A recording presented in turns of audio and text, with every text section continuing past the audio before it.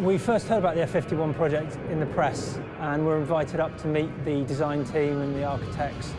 And we had a really good discussion about what we felt was possible with the medium.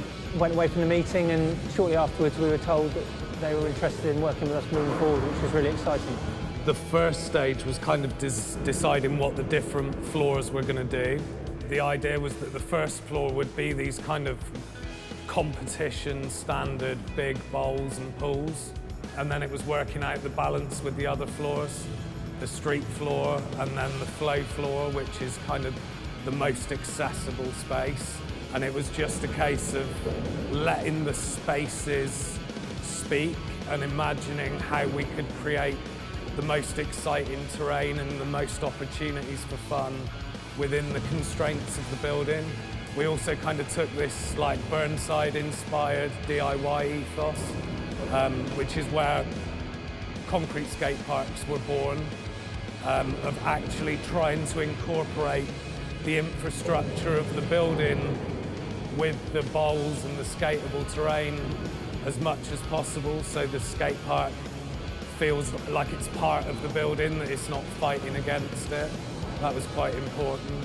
Just a whole host of kind of like design and structural issues that we had to design around, but also we had to ensure that our bowls were very skateable, had flow, there was connection between the two spaces, and it delivered something for more progressive riders and perhaps a slightly tamer version, but still retain that integrity.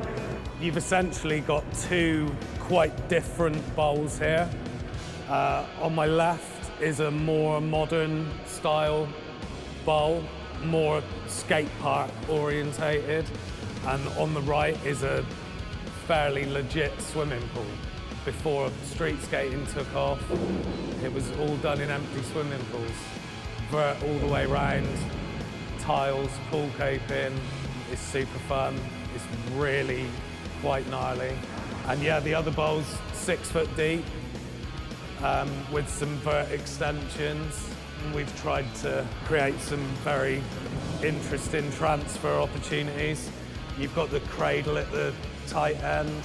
There's not a lot of pools in the UK built to this spec and this standard. Of everything in the building, this is probably the USP. Our job, once we designed the bowl, was to create the kind of surface finish for it. Floated our floor as we would do in an outside environment in many instances.